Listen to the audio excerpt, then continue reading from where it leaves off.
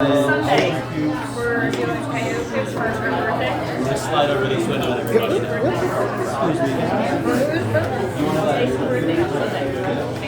Sorry. I'm going to go downstairs with this over and save the seat, okay? Look at how cool that is underwater. This is great. He's got some balls. We'll send out the chain tomorrow morning. So the three of us know what we're doing. And I don't know if she wants to bring anyone else, but I thought. We could like redo. What are you feeding them?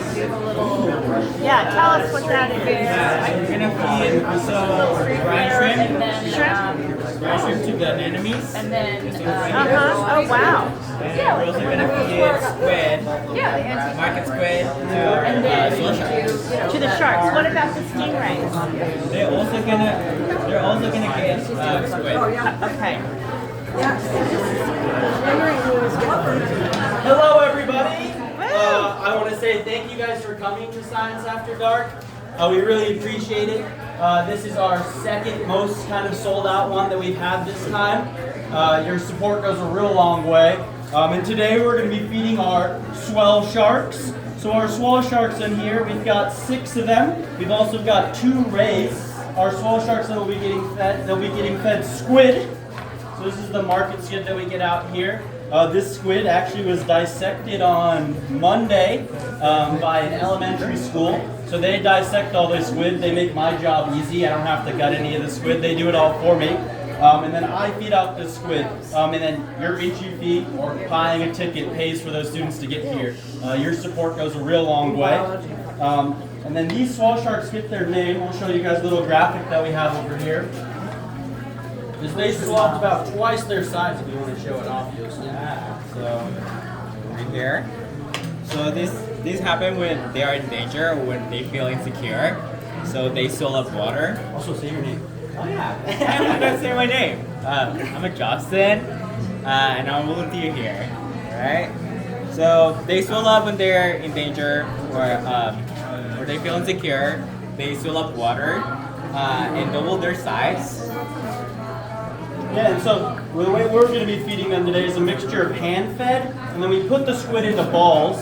And the reason we put the squid into the balls is that they get to swim over there, bite the ball, and then give a little head shake, and the squid will come out.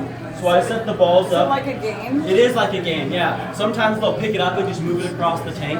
It's an enrichment thing. So teaching these sharks how to hunt or how to look for stuff and forage in a way, so that we do release these animals that they're ready for being released. But we also do have to hand feed them. In our squid heads, there's a vitamin there that they have to get. They get a multivitamin, so all of our cartilaginous fish get an iodine supplement to support them. And then Yosi is going to start feeding our anemones. So this cube right here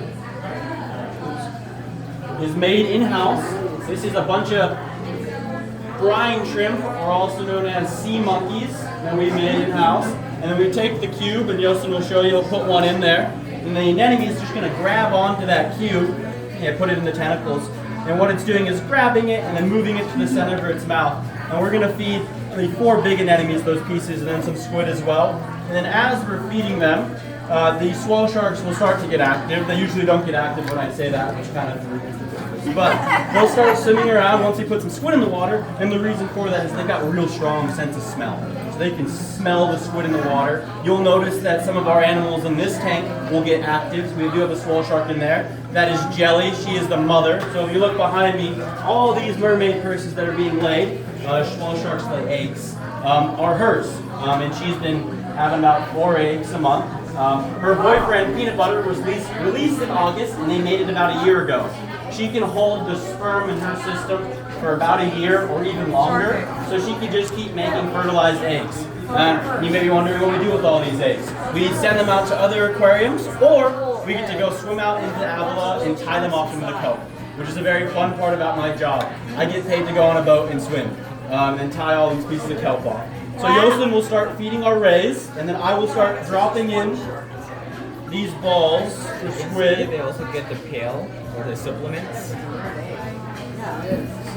What I'm gonna do, I'm just gonna place this squid on the bottom, and then the rain's gonna swim and 1, 2. Oh, look, he's coming up for it. little backstroke here, and then they're all going to get excited.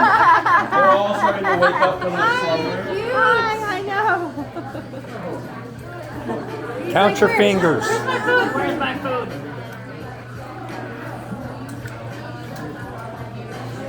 Yeah, and the eggs behind me, does anyone know how long they stay in their mermaid purses? 9 months. No, just kidding. 12 months. Oh, okay. So real close. Here in our waters, it's a little bit longer. It's temperature based. So if we wanted to hatch them faster at like 8 months, we could put more, increase the temperature on this one. So is this one coming to the top more hungry or better trained? What it more is actually is most likely it's smelling it on the top and swimming to Okay. the top. Why aren't the other ones doing it as aggressive? Because there's also squid in the balls, Got which they it, already okay. have emptied for us. There you go. Now he likes that right there. Yeah. Uninterested, it seems Yeah. now.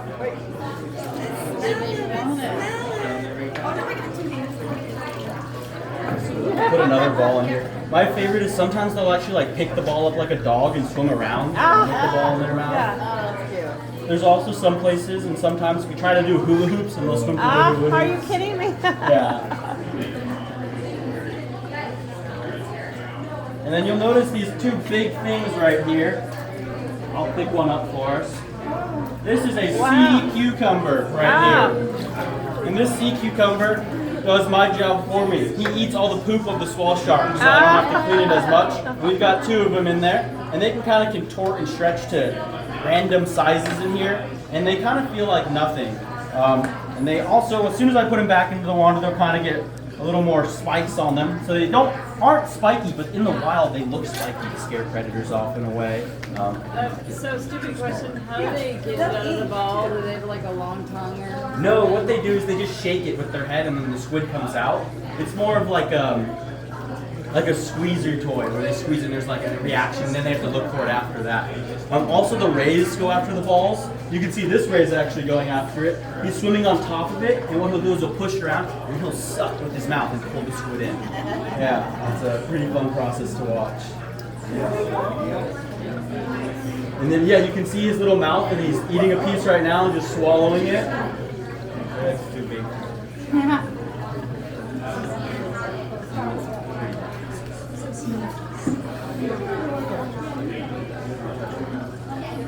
And then both of the rays that we got were from Tropics. So Tropics was an aquarium store in San Luis Obispo that recently shut down. So we've taken some of their rays off their hands. We actually took two of their rays. So their names are Flapjack and Pancake.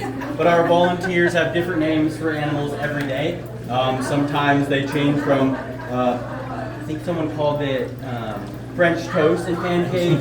They've all switched around. And then they are round rays. Identity crisis. Yeah. Well, I want to say thank you guys again for coming. Thank you. I'm gonna go We're upstairs. going to start the talk at about 7 o'clock. So around 7 o'clock, you guys can head upstairs. If you have any more, give a good thank you to our poster presenters. We really appreciate them coming out today. Yeah.